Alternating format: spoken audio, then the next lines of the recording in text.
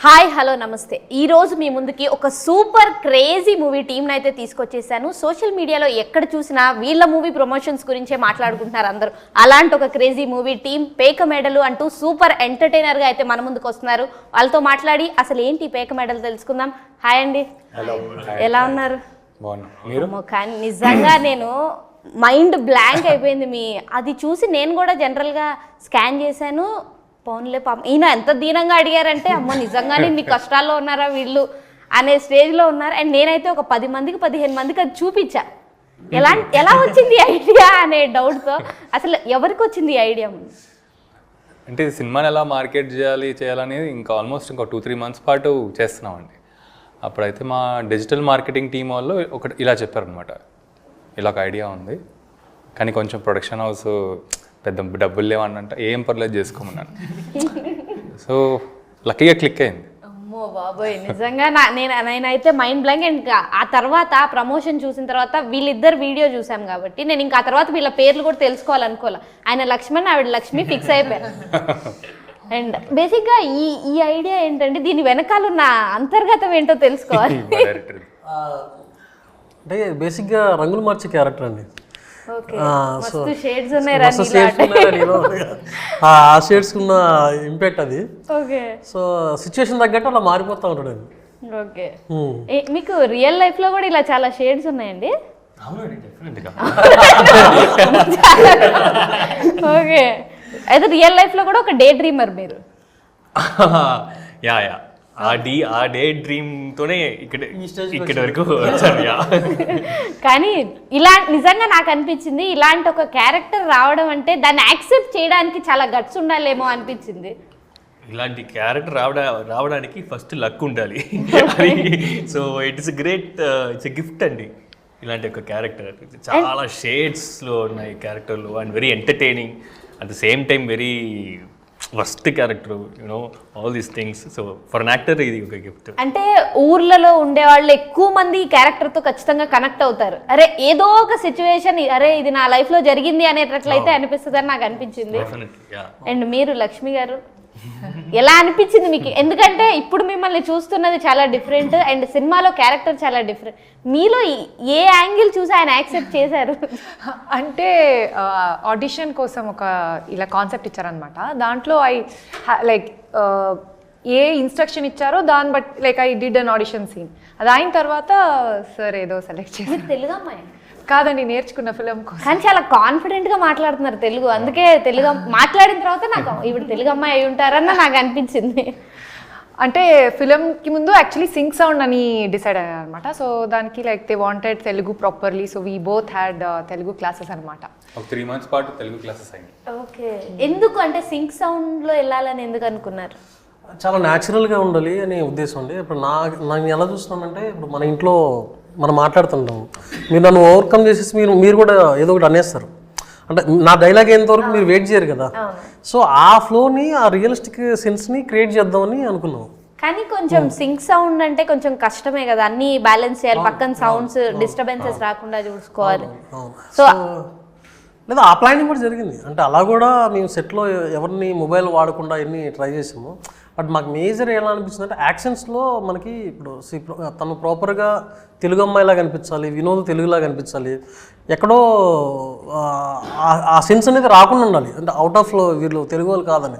అప్పుడు లేకపోతే character own చేసుకోలేరు కదా. సో అందుకని కొంచెం వర్కౌట్ అవ్వదాం ఇప్పుడు ప్రస్తుతానికి. బట్ డబ్బింగ్ని అలా వచ్చేలాగా ప్లాన్ చేసాం. ఇప్పుడు మాకు డబ్బింగ్ ఎవరైతే ఇంజనీర్, సౌండ్ ఇంజనీర్ వీళ్ళు చేశారో, సో వీళ్ళందరూ ఇప్పుడు మాకు సౌండ్ డిజైన్ చేసిన వాళ్ళు చాలా మంచి సాలిడ్ టీం. అది దీన్ని పైలట్ లాగా వాడుకొని దాన్ని డబ్బింగ్లో చేయించుకున్నాం అంతా. అండ్ రాకేష్ గారు, మీరు born with golden spoon or silver spoon అండి? అంటే చాలా యంగ్ ఏజ్లోనే మీరు ప్రొడ్యూసర్ అయిపోవాలనుకున్నారంటే చాలా గట్స్ ఉండాలి, చాలా డబ్బులు కూడా ఉండాలి. యాక్చువల్గా చాలామంది ఏమనుకుంటారంటే ప్రొడ్యూసర్స్ దగ్గర ఆల్రెడీ డబ్బులు ఉంటాయని. ఇన్ఫ్యాక్ట్ వాళ్ళు డబ్బులు తెచ్చుకోవాలండి. నేను అదే అనుకున్నాను, మీలాగే ప్రొడ్యూసర్లు అయ్యారంటే వీళ్ళ దగ్గర బోలని డబ్బులు ఉంటాయి అసలు అని. ఏమీ ఉండవు. ఆ స్క్రిప్ట్ ఏదో నచ్చుతుంది, ఆ పిచ్చితో ఇంకా దీనికి ఎలాగైనా 80% మనం ఇది చెయ్యాలి అని ఫిక్స్ అవుతాం. అక్కడి నుంచి ఇంకా ఇప్పుడు వాళ్ళ దగ్గర నుంచి కొంత, వీళ్ళ దగ్గర నుంచి కొంత అలా తెచ్చుకుని చేసిన సినిమా అనేది. అండ్ అంటే యాక్టింగ్ చేయడం అంటే అదొక ఎత్తు, కానీ ప్రొడ్యూసర్ అంటే దాంట్లో చాలా స్ట్రగుల్స్ ఉంటాయి, చాలా స్ట్రెస్ ఉంటుంది. సో ఎందుకు ఇంత చిన్న ఏజ్ లోనే మీరు ఈ స్ట్రెస్ అంతా నెత్తి మీద వేసుకోవాలనుకున్నారు జనరల్గా? అంటే ఫస్ట్ సినిమాకి నాకు ఇంకా తప్పలేదు, ఎవరికి చెప్పొద్దు అని సినిమా చేసాము. దానికి నేనే యాక్టరు, నేనే ప్రొడ్యూస్ కూడా చేసుకున్నాను అనమాట. సో అక్కడ నాకు స్టార్ట్ టు ఎండ్ మొత్తం ఆ ప్రాసెస్ అర్థమైపోయింది. ఇన్ఫ్యాక్ట్ నేను వెళ్ళేటప్పుడు కూడా ఇప్పుడు నేను ప్రొడ్యూస్ చేయాలి, ఇప్పుడు డబ్బులు తెచ్చుకోవాలి అని అనిపించింది లాస్ట్ సినిమాకి. అది అయిపోయిన తర్వాత నేనే ఎంజాయ్ చేయడం స్టార్ట్ అయ్యాను. అండ్ నాకు టీం వచ్చేసింది అప్పటికల్లా. సో అందరం కలిపి అరే ఇప్పుడు సినిమా అయిపోయింది, ఇప్పుడు ఏం చేద్దామా అని అప్పటికల్లా కాన్వర్జేషన్ వచ్చినప్పుడు కంటిన్యూస్గా సినిమాలు చేద్దాం, ఇప్పుడు నాతోనే కాదు, నాకు నచ్చిన స్క్రిప్ట్ నేను ఇక్కడ చేద్దాం, బయట ప్రొడక్షన్ హౌసెస్ చేసుకుందాం. బట్ మనకి నచ్చిన స్క్రిప్ట్స్ కొన్ని ఉంటాయి కదా చాలా, అరే ఇది చెయ్యాలి అని. అది వేరే యాక్టర్స్తో అయినా పర్లేదు, మనకి ఒక ప్యాషన్ ఉండి ఎంతూసియాస్టిక్గా ఎవరైనా ఉంటే తప్పకుండా చేద్దామని అలా ఇంకా నెక్స్ట్ ప్రాజెక్ట్ ఇది వేకమేడ్లో. అండ్ మీరు ఎందుకు చేయలేదంటే ఇందులో హీరో క్యారెక్టర్ అయినా మీరు చేయొచ్చు, జనరల్గా ప్రొడ్యూసర్ మీరే కాబట్టి, లేదా ఇంకేదైనా ఇంపార్టెంట్ క్యారెక్టర్ అయినా చేయొచ్చు, మీరు ఎందుకు యాక్ట్ చేయలేదు? అంటే ఇప్పుడు వినోద్ చెప్పినట్టు చాలా టెంప్టింగ్ క్యారెక్టర్ అండి ఇది. అంటే ఒక పర్ఫార్మెన్స్ చూపెడతానికి అసలు ఒక క్యారెక్టర్ చాలు, ఆ లెవెల్ ఆఫ్ క్యారెక్టరేషన్ ఉంటుంది అండ్ స్కోప్ కూడా ఉంటుంది. బట్ నాకేంటంటే ఒక ఫిల్మ్ మేకర్గా నాకు ఎక్కువ ఫిల్మ్ మేకర్గా ఆలోచిస్తాం, ఆన్ అ టాప్ లెవెల్ అది ఎక్కువ డామినేట్ చేస్తూ ఉంటుంది. నేను చేస్తే ఏంటంటే ఈ కథకి ఏదైతే మనం మ్యాక్సిమం వెళ్ళలేం, ఎక్కడో కాంప్రమైజ్ అయిపోవాలి డైరెక్టర్, రాకేష్ వస్తున్నాడు కాబట్టి ఇలా తిన్ని పోర్ట్రేట్ చేద్దామని. నాకు క్లారిటీ ఏమొచ్చేస్తుందంటే ఈ కథ చేయాలంటే నేను ఉండకూడదని, ఆ క్లారిటీ ఫస్ట్ తెచ్చేసుకున్నాను అనమాట. సో ఎవరు దీనికి కరెక్ట్ రైట్ పర్సన్ ఎవరు అనేది అలా ఇంకా వెతకడం జరిగింది. అండ్ ఇదేంటి ఇన్స్టాగ్రామ్లో అప్రోచ్ అవ్వడం ఏంటండి కొత్తగా? అది కూడా అంటే ఆయన ఆల్రెడీ చేస్తున్నారు కదా, ఆయన ఇన్స్టాగ్రామ్లో అప్రోచ్ అవ్వాలనిపించింది? అదే మా డైరెక్షన్ టీమ్ అప్రోచ్ అయింది. అంటే జనరల్గా ఇన్స్టాగ్రామ్లో ఏవో ఫేక్ వస్తూ ఉంటాయి కదా అని చాలా మంది రెస్పాండ్ అవ్వరు, కానీ మీరు ఎందుకు దానికి రెస్పాండ్ అయ్యారు? అప్పుడు వర్క్ లేదు, సెకండ్ లాక్డౌన్ అప్పుడు ఇలా ఒక మెసేజ్ వచ్చింది, బ్యాడ్ ఇంగ్లీష్లో వచ్చింది, బ్యాడ్ ఇంగ్లీష్లో. నాకైతే యూజువల్ ఫేక్ మెసేజ్ అనుకున్నా. But then okay, anyway there is no work, why should you know just ఒక రిప్లై కదా అని ఇచ్చాను. Then by luck I reply. Bad English అన్నారు కాబట్టి ఆయనకి ఎందుకు మెసేజ్ చేస్తాడు, ఆయన ఎందుకు రిప్లై చేస్తాడు, 30 సినిమాలు చేశాడు, అందరు పెద్ద పెద్ద స్టార్లతో చేశాడు అనేసరికి ఆడిషన్ తీసుకొచ్చి పెట్టారు అనమాట. సో ఆడిషన్ కూడా ఇచ్చాడు.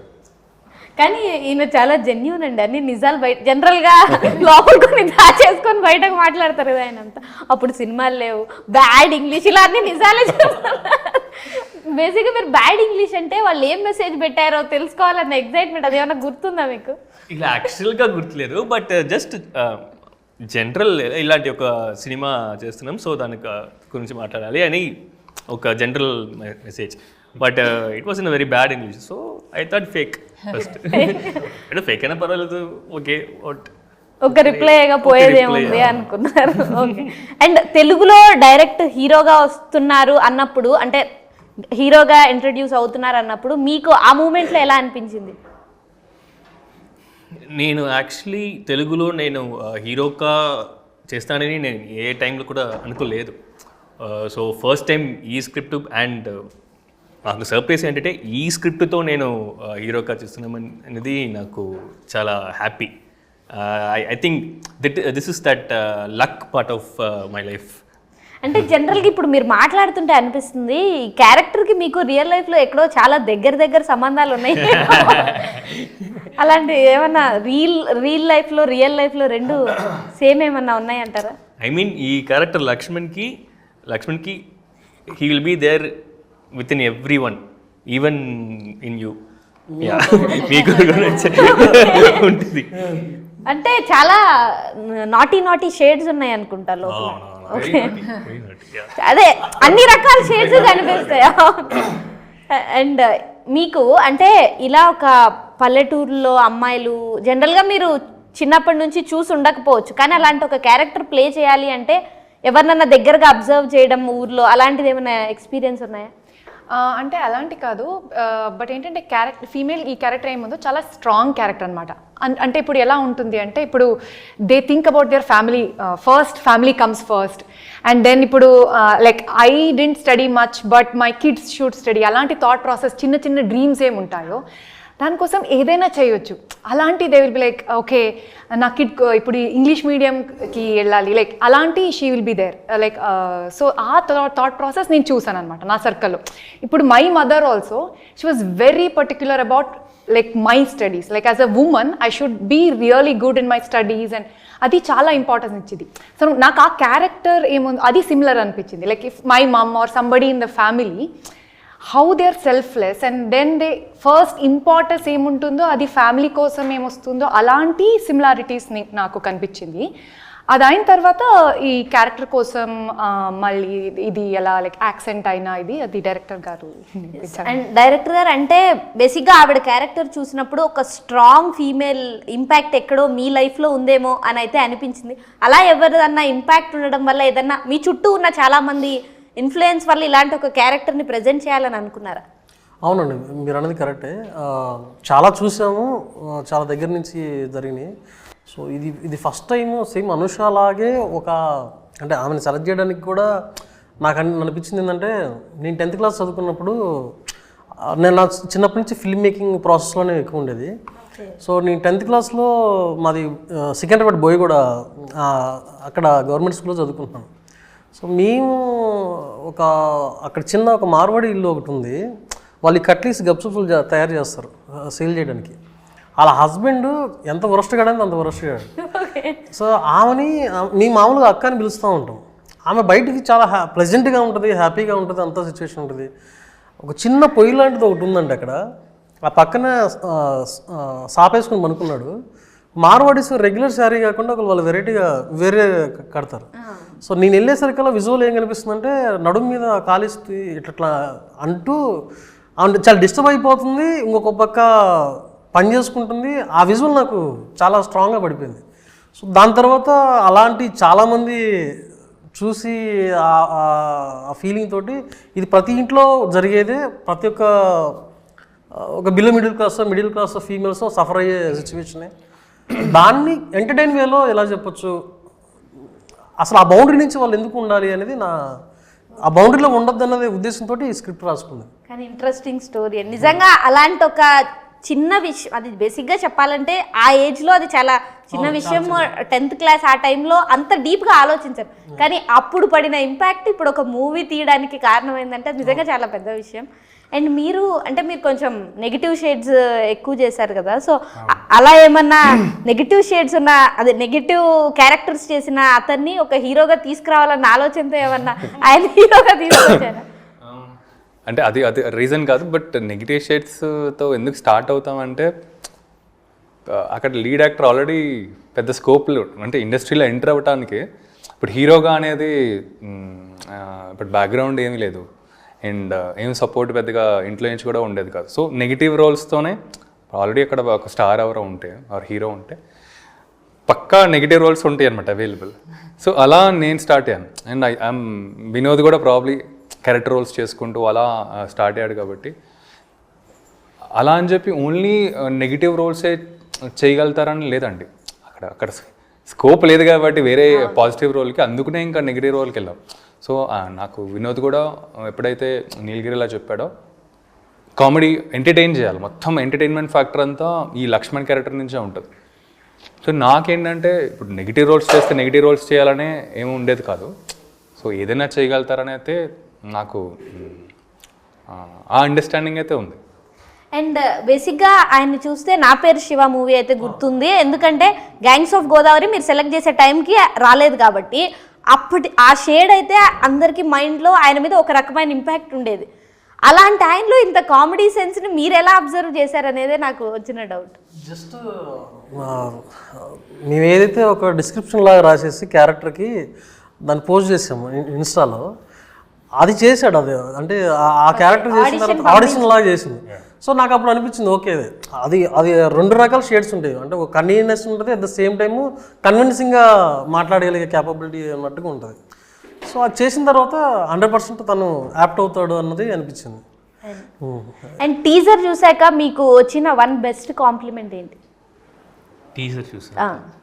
Okay, I mean many compliments, but actually after watching that promotion video నాకు చాలా మెసేజెస్ వచ్చినాయి. రియల్గా నా అకౌంట్లో 10 రూపాయలే ఉన్నాయి, అది కూడా నీకు పంపిస్తాను, ఇలాంటి మెసేజెస్ వచ్చినాయి. Then I got one call, he called and said, if it's really a problem, I can send you 2 to 3 lakhs and one day, please అది స్కాన్ చేసి చూడండి. So yeah, it was, because that's the video that leader ఒక అతను react అయ్యి పంపిస్తాను అన్నట్టుగా లోకేష్ వాళ్ళ Yuvasena batch లో అతను. బేసిక్ గా ఆయన ఫేస్ లో ఒక ఇన్నోసెన్స్ ఉంది పైకి, అంటే ఇంటర్నల్ ఆయన అంత ఇన్నోసెంట్ కాదని నాకు అర్థమైంది. ఆ ఇన్నోసెన్స్ మేబీ ఆ ప్రమోషన్ లో బాగా కనిపించింది. ఎందుకు నేను అనుకున్నాను, అయ్యో పాపం ఇంత కష్టపడి సినిమా తీసుంటారు, ప్రమోషన్ కి డబ్బులు లేకపోతే ఎలా అని నేనే ఓపెన్ చేసి చూశాను. జనరల్ గా అది చాలా మందికి ఆ ఇంపాక్ట్ అయితే కనిపించింది. హ్యాపీ ఏంటంటే that is the character, exactly ఇదే character. So it's the best way to introduce the character అనుకున్నాం, బట్ అది వర్క్ అయింది. So really happy. కానీ మీదెంత ఇంపాక్ట్ చూపించిందో ఆవిడ నెక్స్ట్ ఆ వీడియో కూడా అంతే ఇంపాక్ట్ చూపించింది. మొహం మాత్రమే అమాయకంగా ఉంటుంది, మనిషి అమాయకుడు కాదని ఆవిడ అక్కడే చెప్పేశారు. అండ్ ఈ రోజు ఇంటర్వ్యూ చేస్తున్నప్పుడు నాకు కూడా అనిపించింది, చూడడానికి ఫేస్ లో మాత్రమే ఇన్నోసెన్స్ ఉంది, ఇంటర్నల్ గా చాలా చాలా ఏమంటారు తుంటరి పనులు అవి చేస్తారేమో అనిపించింది మిమ్మల్ని చూస్తే. అండ్ ఇప్పుడు దీని తర్వాత టీజర్ చూసిన తర్వాత మరి హీరోగా చాలా ఆపర్చునిటీస్ ఏమైనా రావడం స్టార్ట్ అయ్యాయా మీకు? ఇంకా రాలేదండి, జూలై 19. జూలై 19 తర్వాత మాత్రం ఇప్పటిదాకా మీకు నా పేరు శివ ఇంతవరకు ఇంపాక్ట్ ఉంది, కానీ ఇక్కడ నుంచి లత్కోర్ లక్ష్మణ్ అనే పిలుస్తారు. ఇప్పటికే ఆల్మోస్ట్ ఆ ఇంపాక్ట్ పడిపోయింది. అండ్ నెక్స్ట్ ఖచ్చితంగా మీ పేరు మారిపోయింది complete. I'm happy with that name. And మీరు అంటే మీ ప్రొడక్షన్లో మీరే హీరోగా తర్వాత చేసే అంటే ఇందాక చెప్పిన లాజిక్ ప్రకారం అయితే మీరు చెయ్యకపోవచ్చు అనిపించింది, కానీ ఏమన్నా ఇంకా స్టోరీ నేనే చేస్తే బాగుంటుందని మీకు అనిపిస్తే ఏమైనా చేసే ఛాన్స్ ఉందంట? నేను చేస్తానండి అది. ఎందుకంటే ఇప్పుడు నాకు నచ్చిన స్క్రిప్ట్స్ ఇప్పుడు నేను చేయాలనుకుంది వేరే ప్రొడ్యూసర్కి నచ్చకపోవచ్చు. అలాంటి ఒక స్క్రిప్టే ఆల్రెడీ రెడీగా ఉంది, అయిపోయింది, అది ఓన్లీ పోస్ట్ ప్రొడక్షన్ వర్క్లో ఉంది. అది నేను తప్పకుండా నాకు నచ్చిన స్క్రిప్ట్స్ ఏమో అంటే చేస్తాను. మీ ప్రొడక్షన్? నా ప్రొడక్షన్లోనే ఒకటి ఆల్రెడీ అయిపోయింది, రెడీగానే ఉంది. సో పేక మెడల్ తర్వాత అది ప్రాబ్లీ ఒక 2-3 months గ్యాప్తో దాన్ని అనౌన్స్ చేద్దామని. అండ్ అంటే ఇంకా ఏమన్నా స్టోరీలు రన్నింగ్లో ఉన్నాయి? మీరు యాక్ట్ చేస్తున్నది మీ ప్రొడక్షన్ కాదు, మీరు యాక్ట్ చేస్తున్నది ఏమన్నా డిస్కషన్లో ఉన్నారా లేదా ఆల్రెడీ చేసేసారా? విరించి వర్మ మన అలా ఉయ్యాల జంపాల మజ్ను డైరెక్టర్తో తను ఒక అయిపోయిందండి, అది రిలీజ్కి ఉంది. అది ఇంకా ఈ సినిమా తర్వాత ఆ టైంలోనే ఎప్పుడో ఉంటుంది. ఒక పక్క యాక్టర్గా ఒక పక్క ప్రొడ్యూసర్గా ఇంకా నెక్స్ట్ ఏమన్నా డైరెక్షన్లో ఇలా అప్పుడే కాదు, జస్ట్ ఆ రైటింగ్, ప్రొడ్యూసింగ్, యాక్టింగ్ ఇక్కడ. ఫ్యూచర్లో డైరెక్షన్ కూడా ఛాన్స్ ఉంది. ఆ ఫ్యూచర్లో ఏమన్నా ప్రాబ్లీ అంటే అది అనిపించాలండి లోపలగా, ప్రాబ్లీ కథ ఎక్సైట్ అయ్యిందో లేకపోతే ఇది నేను డైరెక్ట్ చేయాలి ఎట్టి పరిస్థితుల్లో అని అనిపించాలి. ప్రస్తుతానికైతే నాకు కథలు చెప్పాలని ఉంది, కానీ వేరే వాళ్ళతో ఇప్పుడు డైరెక్టర్స్ చాలామంది ఉన్నారు మన ఇండస్ట్రీలో, చాలా టాలెంట్ ఉంది. వాళ్ళని ఐడెంటిఫై చేసి వాళ్ళకి ఏమైనా మనకు సపోర్ట్ చేస్తే అక్కడ ఆ స్పేస్లో ఉన్నాం ప్రస్తుతానికి. కథలు బాగా చెప్పచ్చు, జనాలు అలా సపోర్ట్ చేసి ముందుకు తీసుకెళ్ళచ్చు అని. అట్ ది సేమ్ టైం అంటే మీరు ఇట్లా ప్రొడ్యూస్ చేస్తున్నప్పుడు కొత్త టాలెంట్స్ని అంటే చాలామంది సినిమా యాక్టర్స్ అవ్వాలి, హీరోలుగా రావాలి, పోనీ యాక్టర్స్గానే రావాలి అని కష్టపడుతున్న వాళ్ళు ఉన్నారు కాబట్టి అలాంటి వాళ్ళని ఏమైనా బయటకు తీసుకొచ్చే ప్రయత్నం ఏమైనా చేస్తున్నారు అంటే సపోర్ట్ ఇచ్చి? అంటే ఈ ఫిల్మ్లోనే మాకు ఆల్మోస్ట్ 47 to 48 కొత్త వాళ్ళే అండి. ఇన్ఫ్యాక్ట్ ఇప్పుడు వీళ్ళిద్దరిని లీడ్ యాక్టర్స్ని పక్కన పెడితే ఆల్మోస్ట్ 47 మంది నాకు తెలిసినంత లెక్క కొత్త వాళ్ళని ఇంట్రడ్యూస్ చేసాం. సో నాకు ఎందుకంటే ఆ కొత్త వాళ్ళు అంటే ఏదో వాళ్ళకి ఏదో నేను చేస్తున్నాను, ఏదో ఫ్రెష్ ఎనర్జీ ఉంటుంది వాళ్ళు. ఇప్పుడు ఆల్రెడీ మన చూడండి ఏదైనా వాళ్ళతో మనం అది మనకి సర్ప్రైజింగ్గా ఉంటుంది సినిమాకి. సో అది నాకు ఇంట్రెస్ట్ అనమాట. సో కొత్త వాళ్ళతో చేయాలనేది ఎప్పుడు నాకు ఎక్సైట్మెంట్. అండ్ మీ పేరు జనరల్గా అనూష అంటే ANUSHA రాస్తారు, కానీ కొత్తగా ANOOSH అది కూడా ఇప్పుడు మీ టీజర్ ఇవి ఓపెన్ చేస్తే కింద మీ పేరు కనిపిస్తుంది కాబట్టి ఇదేంటి పేరు ఇలా రాశారు అనేది కూడా ఒక డౌట్ వస్తుంది.